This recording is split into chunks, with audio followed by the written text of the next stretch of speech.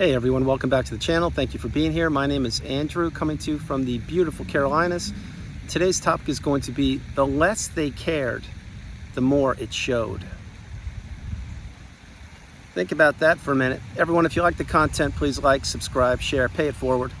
I'll jump right in. So the less they cared, the more it showed. As the thumbnail mentions, that is a narcissistic relationship in a nutshell. They don't care about anybody but themselves. They only care about what you provide and or provided for them to better their circumstances. Now, it takes people a long time to wrap their head around that how can somebody not want the best for another individual? That was me at one point. Truth of the matter is, on the planet, many people don't have your best interest at heart. We're now learning that, i.e. the narcissist or toxic individuals. It doesn't have to be a narcissist. Many people are envious of you or jealous of you. Many people want to be you. They won't say it, but that's what they're thinking. Think about this. Think about all the mini-me's around the globe. Think about how when you start a new job and you're dressed a certain way, well then after a few weeks or maybe a month or so, a coworker who you just barely met, they're starting to dress like you. Maybe they get their same hairstyle that you have, wearing the same clothes. They're wearing the same perfume and or accessories, and you're like, what's going on here? Like, this is my style, and someone's kind of capturing it. Well, what's going on is that person wants to be you. Probably they're infatuated with you, or they want to mimic you. Maybe they're a narcissist, who knows? But the point is, they're not being themselves. Think about what I'm sharing with you. They want to glom onto another person. Now, the less the people care, i.e. the narcissist, the less they care, the more it shows. That is when the devaluation begins in any narcissistic relationship. And if you want the truth, the devaluation begins very early on, probably the minute you met them. You may say, well, what are you talking about, Andrew? Well, what I'm talking about is if you met the narcissist and you met them under false pretenses. In other words, they were wearing a mask or manipulating you, not being authentic, not wearing their own clothes, if you get my point, and just being comfortable in their own skin. They were trying to glom onto you and assimilate themselves with you. If that's how you met them, well, they were already beginning to latch onto you, to have you fall in love with them perhaps, or loan them money, or relocate or become a roommate with them, or go into business with them, or start a family with them, whatever, who knows? But this is what the narcissist does many times. They enter relationships under false pretenses. They don't want people to know who they really are at their core. And many people never figure out who the narcissist is at the core. Because why? Because I'll tell you right now, the narcissist doesn't even know. That's why they love to change the mask they wear. That's why they can shapeshift throughout the globe. That's why they blow up each and every relationship they become a part of, whether it's their family, business, neighbors, people in communities and or organizations you were a part of. That's what the narcissist likes. They like disruption, chaos, confusion. They like to manipulate people. They like to have people doubting themselves. And the longer these relationships go on, excuse me, the more poor behavior you see. And the more poor behavior you see, the more the narcissist is pushing you and pushing your buttons and seeing how much you will tolerate. Let's take gaslighting as an example, or the silent treatment, which I created another video on yesterday. Who in their right mind would gaslight another individual? Maybe you didn't even know what it was. I didn't know what the term meant until 3 years ago. The silent treatment, I've always known what it was. I just didn't know why individuals did it. When I was a child, yeah, sure, I would experience the silent treatment from maybe a neighbor, or maybe I gave it to a little kid when I was younger, because you're kids, you don't know any better, but then you develop and you grow and you understand giving the silent treatment is not part of being an adult. Being accountable is part of being an adult. Having the ability to introspect, having the ability to treat others the way you want to be treated and to treat others the way they should be treated. Accepting that other individuals perhaps can perform at a higher level than you can on multiple assets and multiple realities, but embrace it, be happy. Each and every one of us on the planet, we have our own unique gifts. Many of us have found these talents and are using them right now to better the planet. Many people haven't discovered them yet. Many people know what their gifts and talents are, and they're using them for negative purposes, i.e. the narcissist. Think about it. Many times the narcissist will be an intelligent individual. Believe me when I tell you, not always. But there are times these people are intelligent, but what do? They outsmart themselves, and they push people's buttons until they reach the brink of no return, or the threshold of no return. In other words, the narcissist is always laying on the gas. They can't lay off the gas pedal.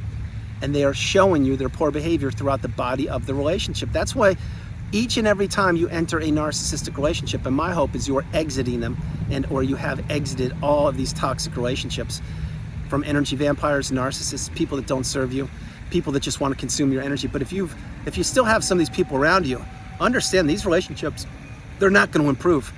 They're just going to get worse over time. Think about the narcissistic relationship. In the beginning, when you met that person, what happened? Well, it was probably puppies and rainbows, unicorns, and everything was great. And then what happened? As soon as the narcissist knew that they had you, the minute you told them you loved them or you wanted to move in with them, that's when things shifted. That's when the poor behavior really began to get amped up. That's when they were testing you. Again, I'll go back to gaslighting. When an individual or individuals are gaslighting you, not only is that so challenging to overcome, because most likely you did not even know what gaslighting was, but second of all, if you have multiple people telling you that your version of reality isn't true, and they're doing this on purpose, that is a very difficult task to overcome. But it's being done on purpose. Remember that. People are messing with your mind. They are toying with you. And I say those words not lightly at all. I could use more powerful words, but I'm just trying to let you know, gaslighting should not be tolerated. And once you actually get the wisdom on my channel and you understand that there are people out there that don't serve you, don't have your best interest at heart, and that going no contact, blocking them, removing all flying monkeys and people associated with these individuals is the path. When you get that message and you apply it, I can assure you, your energy will return. The questions to the answers that you have had will be resolved, most of them. You will be able to discern much better. You will have boundaries. You won't be a people pleaser. You won't be a yes person. You can say the strongest word in the English language, which is what? That's right, it's no. And when you say no to something or someone, you are saying yes to yourself. Now, caveat, I know I mention frequently on the channel many ideas and many thoughts I have, and many quotes, and many sayings and messages. I mention them multiple times throughout videos. It's to reinforce why you're here on the channel. You're not here on the channel to watch a video and just think that you've healed and to just disappear and go off and fall into another narcissistic relationship. No, that's not what we do here. What we do here is we continue our education. We continue to invest in ourselves, if not now, when? We understand that we are the priority. We come first, second, and third. We understand that poor behavior no longer should be tolerated.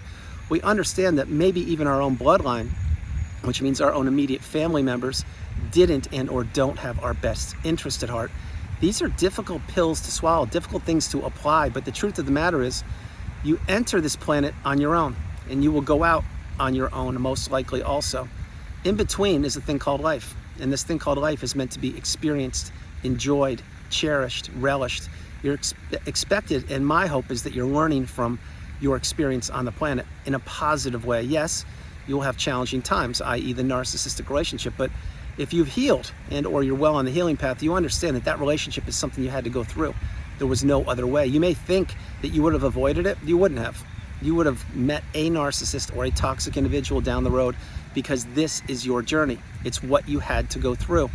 And by practicing radical acceptance and understanding that, yes, you did have to go through that relationship, and yes, it wasn't what you thought it was, and yes, people actually don't care about me the way I thought they did. Those are ideas.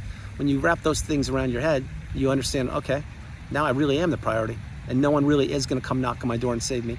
And yes, I do need to reinforce these positive attributes and these positive thoughts on the channel that I'm on, which is the channel with Andrew. The community is growing. We're getting more and more powerful. We're becoming awakened and aware, and all the newbies that are on the channel are becoming enlightened, and they're understanding their value. All the veterans are returning back. I'm seeing more and more people come back to the channel and check in to get their daily dose of wisdom. That's beautiful. That's a good thing. And my hope is you are paying it forward, helping out people in your community and or town, city, country, wherever you are, paying it forward if your cup is full. If your cup isn't full, slow down, recharge your battery, get strong again, and then help people out. But remember, contribute back to those who care about you. Remember, you're now an educated empath. You don't just give your empathy or your time to anybody who asks for it. You give it away when you believe it will benefit somebody, and if that person has your best interest at heart. But the longer these relationships go on with the narcissist, the more poor behavior is displayed, the more your boundaries get crushed, and the more you tolerate, and the more silent you become, and the more exposed to toxic behaviors you become. Not the best English, but you get my point. Why that is because the narcissist, remember, they are wearing a mask, or they were wearing a mask, and that mask gets quite heavy, gets quite cumbersome. They don't want to wear it unless they have to.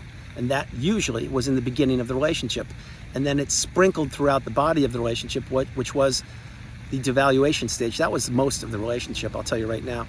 But having said that, that is why many times you get a breadcrumb of hope. You get a breadcrumb of euphoria or fake love or fake affection. That's because, excuse me, the narcissist is putting the mask back on for you to suck you back into the relationship for 1 day out of 30, as an example. And then for the other 29 days, they're going to continue to devalue you or display poor behavior or gaslight you or give you the silent treatment or ghost you or text you and ask you questions and have you report back to them. And then when you ask them questions, they're radio silent. They read the message, but they'll just give you the letter K, or they won't even reply or respond. Why? Because they're not getting your replacement, number one. Number two, they're controlling you and the narrative. Number three, they're devaluing you. Number four, they want you thinking about them and why they're not responding to you, etc. In other words, this is all a game of cat and mouse. That's what it always is. Think about a Hoover. Many times when a Hoover takes place, what does the narcissist do? They try to tell you that they've changed, or that they are in love with you, or that they've seen a therapist and they've seen the light, or they can't live without you, or you're their soulmate, whatever they say, all this nonsense. Or they could be playing the victim card also. They've hit rock bottom, hard times. They need some of your money. They need a roof over their head, etc. All of these things. But what is the Hoover really doing? Or why are they really applying the Hoover technique? It's because they're low on supply, number one. Number two, they believe you haven't healed. Number three, they believe you will give them a third, fourth, 10th chance. And number four, they don't believe that you're ever going to break the trauma bond or that you're ever going to see the light. That's a fact. It's exactly what these people think. Remember, the narcissist doesn't love you. They don't care about you. They care about what you provide. So a Hoover, I want to focus on this for a minute. Many times what the narcissist will do when they Hoover is they will mention to you dates or events that took place when you were with them, historical dates, memories of good things, of things that put a smile on your face. And they'll try to have you put your guard down or lower your inhibitions and say, wow, it really wasn't that bad. Wow, I could go back for more of this. That sounds okay. Yeah, maybe they have changed. I remember all those trips we took. It was remarkable. And then what do? You accept the Hoover, you meet them, and then that relationship is reignited or reunited for a much smaller period of time or shorter period of time. They make plans with you in the future. This is the key part. They've now gotten you back into the relationship by dropping things that happened in the past, good things, never bad things, because they're not going to be accountable. But now they're going to future fake and or let you know of things that they want to celebrate with you in the future. Maybe it's holidays, your birthday, an anniversary, a child's birthday, whatever. And then you're like, wow, this is great. We can get together again. We can do this. It's going to work out. They've really changed. And then as soon as you put your guard down and you agree to what's going on, then they say, no, I've changed my mind. I don't think this is going to work out. And they disappear. Why does that happen? I'll tell you why it happens. Because the narcissist is messing with you. They're toying with you. They're seeing if you're still open to rekindle the relationship. In other words, they just took your energy from you. I mention this very frequently on the channel. There's an energetic connection and or displacement between you and the narcissist every time you encounter them or communicate with them. They are taking and or draining your energy, time, your empathy, your thoughts, your resources, perhaps your money, everything. They're zapping it and they're taking it for themselves and they're filling their fuel tank up with your energy and your energy gets depleted. That's why post Hoover or post when you communicate or this individual communicates with you, that's why you feel so drained for a few days, weeks, maybe even a month. Why? Because it just happened all over again. You just had a mini narcissistic cycle. You just experienced it again. You experienced a little bit of the euphoric stage, a little bit of the happiness. You got your little hit of dopamine or the pleasure central, whatever it is. And then boom, you were like, this could work. It could work. And you're feeling good about yourself. And then they ghost you. And they say, no, it's not going to work out. I don't think so. And what do they do there? Then they throw you away like a sheet of paper, crumble you up on the freeway, throw you away. They discard you again. Why? Because they are children. They are trapped inside their feeble, tiny little pea brain. And what they want to do is feel good about themselves and not have you feel good about yourself. That's why Hoovers happen many times when you have healed and or you are healing and you put your guard down for a minute thinking you're strong enough. You're not. I'll tell you when you're strong enough and when you've healed.